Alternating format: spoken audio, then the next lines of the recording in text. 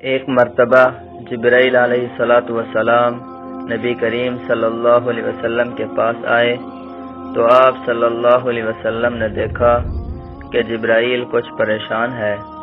آپ نے فرمایا، جبرائیل کیا معاملہ ہے کہ آج میں آپ کو غم زدہ دیکھ رہا ہوں؟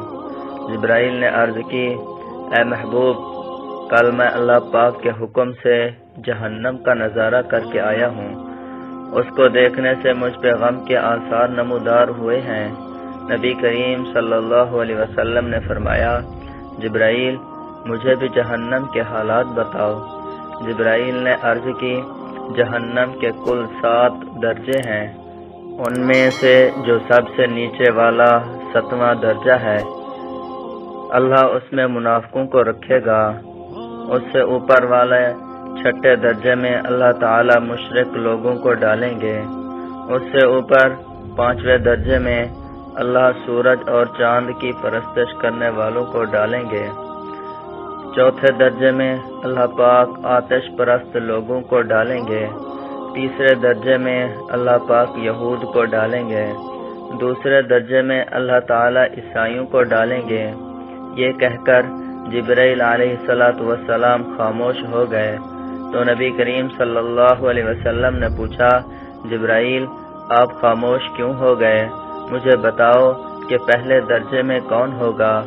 جبرائیل علیہ السلام نے عرض کیا، اے اللہ کے رسول، پہلے درجے میں اللہ پاک آپ کے امت کے گناہگاروں کو ڈالے گا۔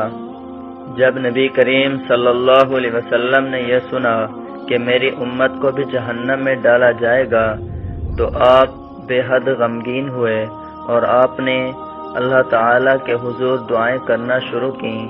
3 دن ایسے گزرے کہ اللہ کے محبوب مسجد میں نماز پڑھنے کے لیے تشریف لاتے، نماز پڑھ کر حجرے میں تشریف لے جاتے اور دروازہ بند کر کے اللہ کے حضور رو رو کر فریاد کرتے۔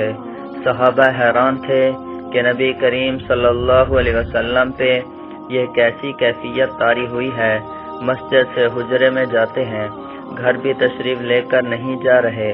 جب 3 دن ہوا تو سیدنا ابو بکر صدیق رضی اللہ تعالی عنہ سے رہا نہیں گیا۔ وہ دروازہ پہ آئے، دستک دی اور سلام کیا، لیکن سلام کا جواب نہیں آیا۔ آپ روتے ہوئے سیدنا عمر کے پاس آئے اور فرمایا کہ میں نے سلام کیا لیکن سلام کا جواب نہ پایا، لہذا آپ جائیں، آپ کو ہو سکتا ہے سلام کا جواب مل جائے۔ آپ گئے تو آپ نے 3 بار سلام کیا لیکن جواب نہ آیا۔ حضرت عمر نے سلمان فارسی کو بھیجا لیکن پھر بھی سلام کا جواب نہ آیا۔ حضرت سلمان فارسی نے واقعہ کا تذکرہ حضرت علی رضی اللہ تعالی عنہ سے کیا۔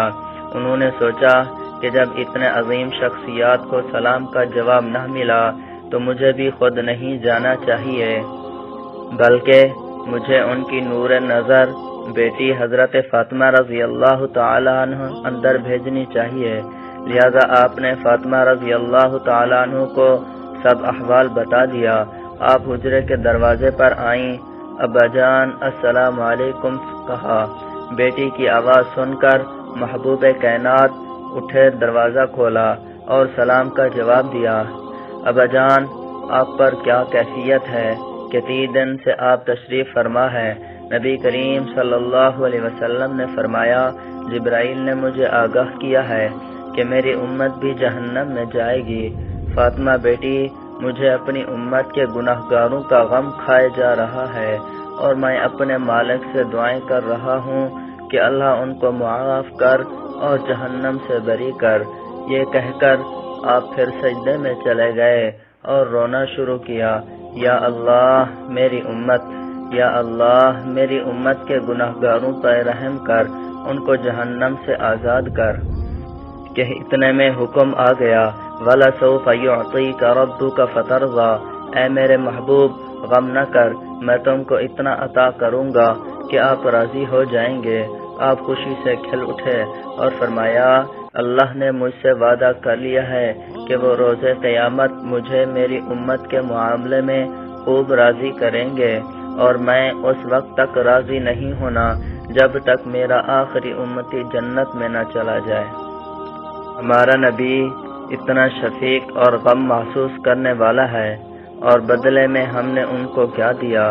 ہم سب اپنے اپنے گریبان میں جھانک کر اندازہ لگا سکتے ہیں۔ کوئی محبوب کی سنت داڑھی کا قاتل ہے، کوئی بے نمازی ہے، کوئی زانی ہے۔ الغرض ہر انسان کسی نہ کسی گناہ میں مبتلا ہے۔ میری آپ سے عاجزانہ اپیل ہے کہ لا حاصل اور بے مقصد چیزیں ہم سب شیئر کرتے ہیں، آج اپنے نبی کریم صلی اللہ علیہ وسلم کی رحمت کا یہ پہلو کیوں نہ شیئر کریں؟ آئیں ایک شیئر کر کے اپنا حصہ ڈالیں، کیا پتہ کون گنہگار اس ویڈیو کو سن کر راہ راست پہ آ جائے۔